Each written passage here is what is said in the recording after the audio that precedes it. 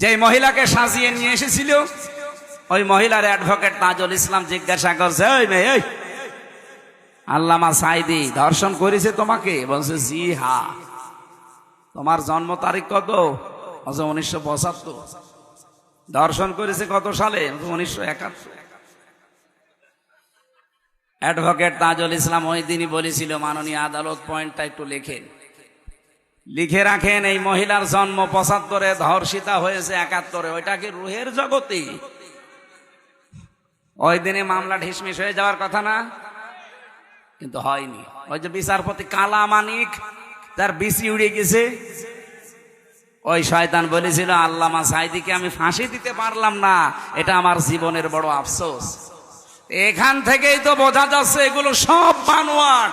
এদের এই ট্রাইব্যুনালও বানোয়াট, এই বিচার ব্যবস্থাও বানোয়াট, ওই জজও বানোয়াট, বিচারপতিও বানোয়াট, সাক্ষী